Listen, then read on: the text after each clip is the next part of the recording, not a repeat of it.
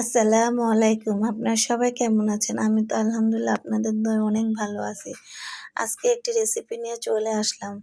রান্নাঘরে এসে রান্না করা শুরু করে দিলাম। এই যে এখানে পাবদা মাছ ভেজে নিব। পাবদা মাছগুলো ধুয়ে হলুদ, লবণ, মরিচ দিয়ে মেখে তেল ভালো করে গরম করে তেলের উপরে দিয়ে দিলাম মাছগুলো। মাছগুলো ভালোভাবে ভেজে নিব আমি। ভেজে ভেজে অন্য একটি বাটিতে উঠিয়ে নেব। কড়া করে একটু ভাজতে হবে। এটা আমি শুকনা করে ভুনা করব। তাই এই যে আমি একটা দুটা করে উঠিয়ে নিচ্ছি। নিয়ে আমি ওই কড়াইতেই মাছ ভাজার কড়াইতেই আমি এখন পেঁয়াজ কুচি, কাঁচামরিচ কুচি দিয়ে দিব। দিয়ে এগুলো ভেজে নিব। ভেজে এই যে দেখুন যখন একটু বাদামি কালার হয়ে যাবে, এই মাছটা ভুনা করার সময় একটু বাদামি করে নিতে হবে পেঁয়াজগুলো। তারপরে এখানে হলুদ, মরিচ, লবণ, ধনিয়া, আদা, রসুন দিয়ে আমি মশলাগুলো ভেজে নেব। ভেজে সামান্য একটু পানি দিয়ে দিব। মশলার ওই বাটিতেই ধুয়ে একটু পানি দিয়ে মশলাটা আবার ভালো করে নেড়ে নেব। নেড়ে একটু 5 মিনিটের জন্য মশলাটা কষিয়ে নেব। কষানোর পরে যখন মশলার গায়ের থেকে তেল বের হয়ে আসবে, তখন আমি মাছগুলো ঢেলে দেব।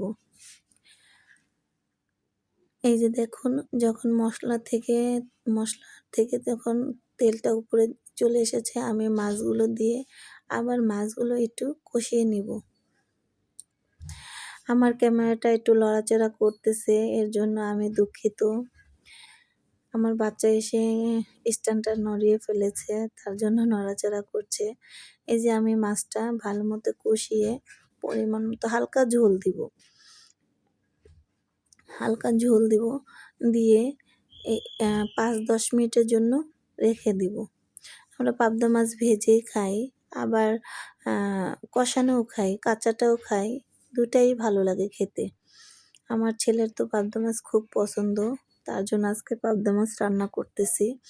এই দেখুন, ঝোলটা যখন একদম শুকিয়ে আসবে, মাছের গায়ে যখন লেগে আসবে, বেশি ঝোল রাখবো না, একদম শুকনা করে নামিয়ে ফেলবো। সন্ধ্যা হলো, সন্ধ্যার সময় একটা নাস্তা ছেলেকে তৈরি করে দিলাম। ওইখানে আছে, এটা হলো বুটের ডালের গুঁড়া করেছি। বুটের ডালের এগুলো দিয়ে এখানে পেঁয়াজ, মরিচ দিয়ে এখানে মশলা দিলাম। সব মশলা দিয়ে আমি ভালো করে মেখে নেব। নিয়ে দেখুন, এগুলো মেখে নিয়ে আমি অন্য একটি কড়াইতে তেল বসিয়ে দিয়েছি। ওই গরম তেলে একটি করে ওগুলো পাতলা করে দিতে হবে। সমান করে দিতে হবে না, এবড়ো থেবড়ো হলেও চলবে। ভালোভাবে ভেজে নিব। নিয়ে যখন একটু সোনালি রঙের হয়ে যাবে, আমি একটা টিস্যুতে ওগুলো নিয়ে নিব। নিয়ে আমি এই যে এগুলো আস্তে আস্তে উঠিয়ে নিচ্ছি। যদি আমার পেজটা ভালো লাগে, একটু লাইক, ফলো, কমেন্ট করবেন। আজকের মতো এতটুকুই। ধন্যবাদ সবাইকে। ভালো থাকবেন, সুস্থ থাকবেন, আমাদের জন্য দোয়া করবেন।